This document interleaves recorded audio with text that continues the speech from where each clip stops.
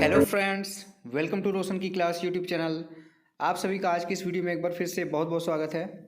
दोस्तों, आज की इस वीडियो में हम देखेंगे साइंस का यानी कि विज्ञान का पाठ्य योजना। तो पूरी वीडियो ध्यान से देखिएगा। बस इतना ही रिक्वेस्ट है कि अगर वीडियो पसंद आती है वीडियो देखने के बाद आप लोगों को, तो वीडियो को लाइक करना मत भूलिएगा। और अगर आप लोगों को डेली बेसिस पे, रेगुलर बेसिस पे अगर आप लोगों को पाठ्य योजना की ज़रूरत है या फिर आप लोगों को सूक्ष्म शिक्षण पाठ्य योजना की किसी भी कौशल के ऊपर वीडियो चाहिए, तो आप नीचे सब्सक्राइब बटन उस पर क्लिक करके सब्सक्राइब कर दीजिए। साथ ही साथ बेल आइकन को दबा के रखिए, जिससे मैं आप लोगों के लिए जो रेगुलर बेसिस पे यहाँ पे वीडियोज अपलोड करता हूँ उसकी नोटिफिकेशन बिल्कुल फ्री सबसे पहले आप तक पहुँच जाए। तो अब देर नहीं करते हैं, शुरू करते हैं आज की वीडियो।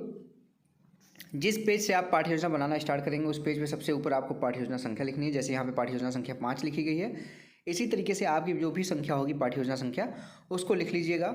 उसके बाद आपको विद्यालय का नाम लिखना है जिस विद्यालय में आप पाठ्य योजना पढ़ाने के लिए जाएंगे। क्लास है हमारी आज की 9वीं। दिनांक यहाँ पे लिखना होता है जिससे ये पता चलता है कि आपने कौन सी पाठ्य योजना किस डेट पे पढ़ाई थी। विषय आपको मैं बता चुका हूँ, विषय है हमारा विज्ञान का।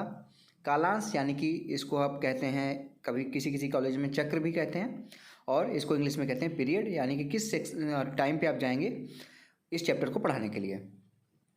समय अवधि है 30 मिनट की। और यहाँ पे आपको दिख रहा है कि हमारा आज का जो प्रकरण है वो है पदार्थों का शुद्धिकरण। तो अगर आप लोगों को पदार्थों के शुद्धिकरण के ऊपर आपको लेसन प्लान बनाना है तो डिटेल मैंने बताया हुआ, पूरी वीडियो बस ध्यान से देख लीजिएगा आप लोग। इसके बाद आपको लिखना होता है हेडिंग। काफ़ी कॉलेजेस में प्रकरण के बाद सामान्य उद्देश्य लिखने के लिए बोलते हैं, लेकिन अगर आप सामान्य उद्देश्य एक लेसन प्लान में साइंस के पहले लिख चुके हैं तो नेक्स्ट लेसन प्लान में आपको अगले दूसरे या तीसरे लेसन प्लान में लिखने की ज़रूरत नहीं होती। सामान्य उद्देश्य लिख के पूर्ववत लिख दीजिएगा, जिससे ये पता चलता है कि आपने जो पहले सामान्य उद्देश्य लिखा है, क्योंकि वही होगा। क्योंकि आपका जो विषय होता है, जैसे आपका विषय आज का है विज्ञान, तो विज्ञान का सामान्य उद्देश्य आपका कभी नहीं चेंज होगा। विषय का जो है सामान्य उद्देश्य नहीं चेंज होगा, क्योंकि विषय आप जो पढ़ा रहे हैं वो हमेशा, अगर आप विज्ञान पढ़ा रहे हैं तो हमेशा सेम ही रहेगा। तो सामान्य उद्देश्य के बाद यहाँ पे आता है अगली हेडिंग, यहाँ पे शिक्षण उद्देश्य या फिर इसी को कहते हैं विशिष्ट उद्देश्य। और दूसरे कॉलम में लिखना होता है यहाँ पे अपेक्षित व्यवहारगत परिवर्तन।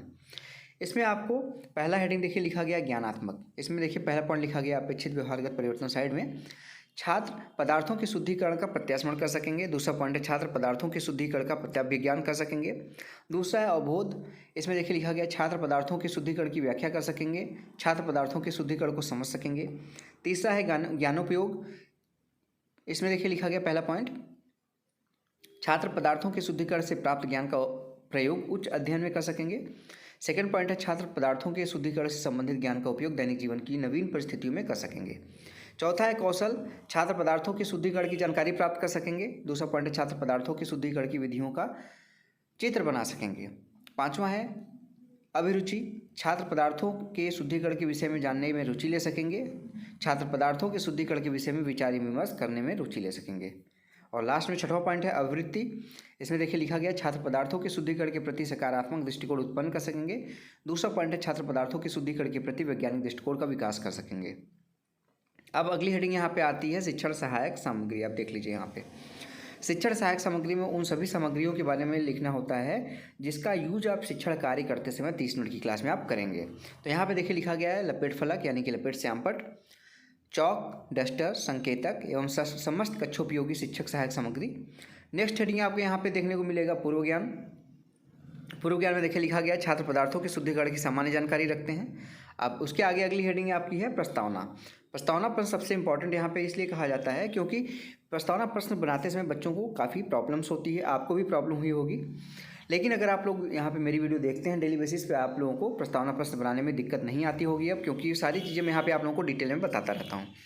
प्रस्तावना प्रश्न बनाते समय आपके कॉलेज में अगर कहे 3 कॉलम स्ट्रक्चर तो 3 कॉलम फॉलो करिए। अगर 2 कॉलम कहें तो सेम यही स्ट्रक्चर फॉलो कर लीजिए। 3 कॉलम कहें तो कुछ चेंज नहीं होगा, बस यहाँ पे एक लाइन और खींच लीजिएगा। क्रम संख्या आप यहाँ पे डाल दीजिएगा, बाकी सेम रहेगा। दूसरे कॉलम में छात्राध्यापक क्रियाएं हैं, लड़की हैं तो छात्राध्यापिका क्रियाएं हो जाएगा। और लास्ट में तीसरे कॉलम में छात्र क्रियाएं। प्रश्न इसमें जिग जैग होता है, मतलब पहले प्रश्न का जो उत्तर आएगा उससे दूसरा प्रश्न बनेगा, दूसरे प्रश्न का जो उत्तर आएगा उससे तीसरा प्रश्न बनेगा। कम से कम 3 प्रश्न पूछ के अपना प्रकरण निकलवा सकते हैं, ज़्यादा से ज़्यादा 5 से 6 प्रश्न पूछा जा सकता है अपना प्रकरण निकलवाने के लिए। प्रश्नों की जो लेवल होना चाहिए वो बच्चों के पूर्व ज्ञान के ऊपर ही आधारित होना चाहिए, कठिन प्रश्न नहीं बनाने चाहिए आपको। तो देखिए यहाँ पे पहला प्रश्न पूछा गया है छात्राध्यापक द्वारा, भोजन को नमकीन बनाने हेतु इसमें क्या मिलाया जाता है? तो बच्चे बता देंगे नमक मिलाया जाता है। दूसरा प्रश्न फिर है, नमक हमें कहाँ से प्राप्त होता है? तो बच्चे बता देंगे समुद्र के जल से। तीसरा प्रश्न है, समुद्र के जल से प्राप्त नमक कैसा होता है? तो बच्चे बोलेंगे अशुद्ध। अब यहाँ पे जो आपको आंसर मिलेगा वो एग्जैक्ट यही आंसर जरूरी नहीं कि हर बच्चा दे। आपकी क्लास में अगर 15, 20, 25 बच्चे हैं तो उसमें से कोई भी बच्चा आपका आंसर देगा, आपको उसी से दूसरा प्रश्न अपना बनाना है। फिर चौथा प्रश्न है, अशुद्ध नमक से शुद्ध नमक किस प्रकार प्राप्त किया जाता है? तो बच्चे बोल देंगे शुद्धिकरण के द्वारा या फिर शुद्ध करके उसको शुद्ध करके। फिर पांचवा यहाँ पे प्रश्न बनता है, पदार्थों के शुद्धिकरण के बारे में आप क्या जानते हैं? तो बच्चे इसका संभावित उत्तर दे पाएंगे। हो सकता है कोई बच्चा दे पाए या फिर हो सकता है कोई बच्चा ना दे पाए, तो ये संभावित उत्तर होगा। जैसे संभावित उत्तर होगा अपना उद्देश्य कथन बोलिए। छात्रों, आज हम पदार्थों के शुद्धिकरण का विस्तारपूर्वक अध्ययन करेंगे।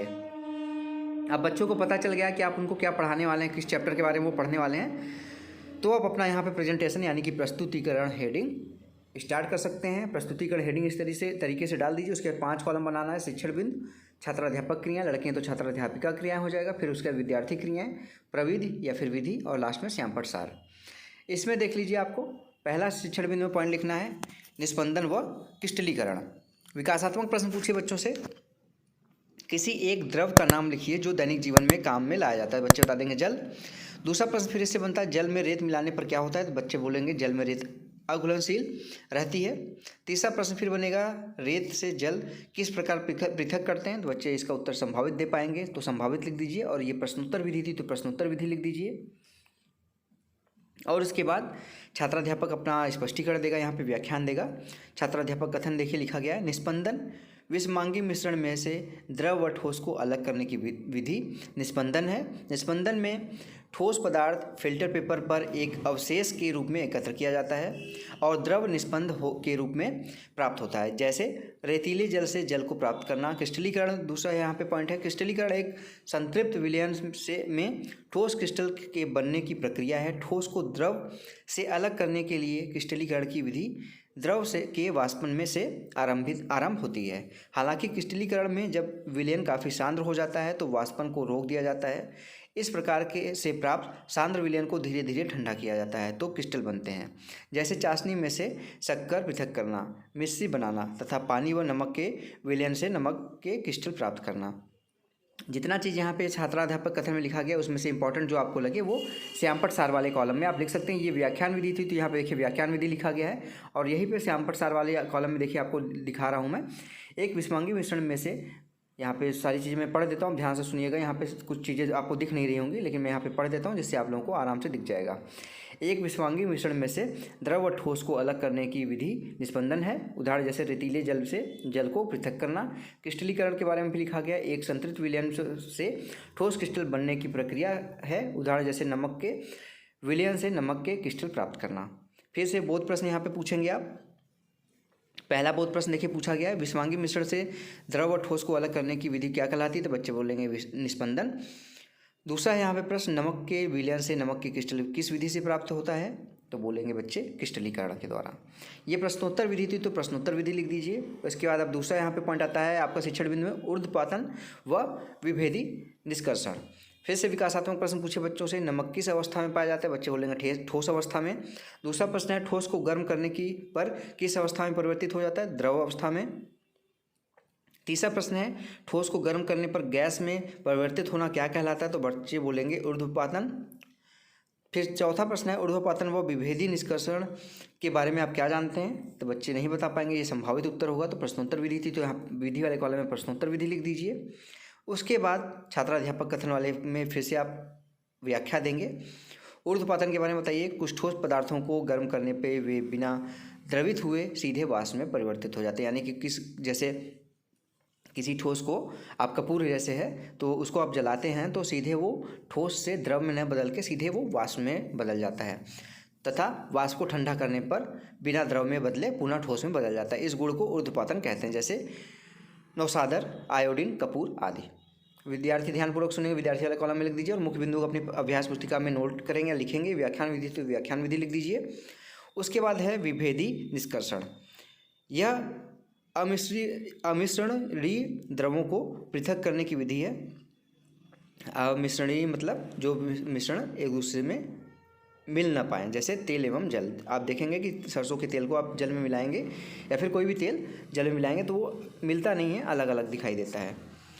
मिश्रण को पृथककारी कीप में डालने पर दोनों द्रवों की भिन्न भिन्न परतें प्राप्त होती हैं। स्टॉप कॉक खोलने पर पहले भारी द्रव एवं बाद में हल्का द्रव प्राप्त होता है।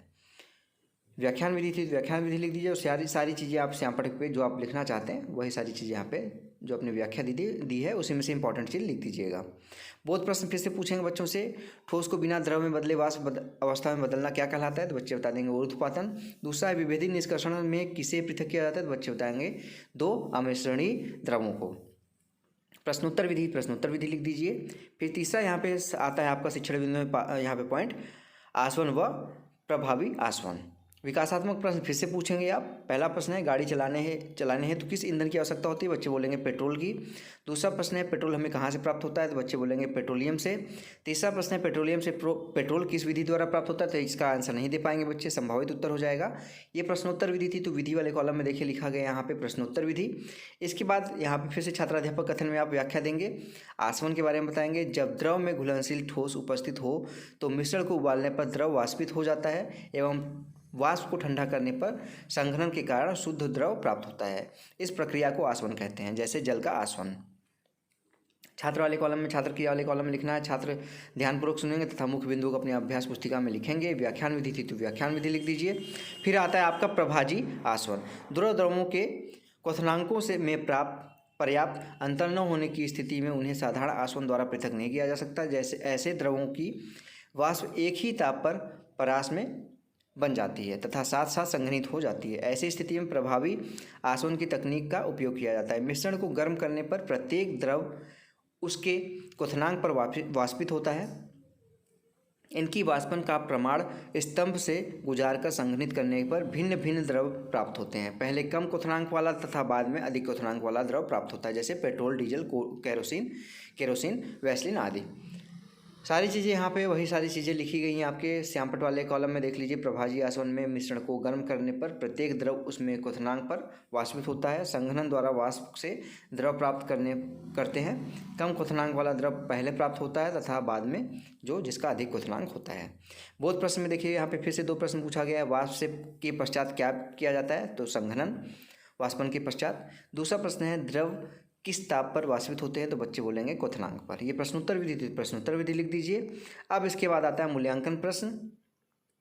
में देखिए यहाँ पे 5 प्रश्न पूछे गए। पहला है किसी विलयन को धीरे धीरे ठंडा करने पर क्रिस्टल बनते हैं, किसमें?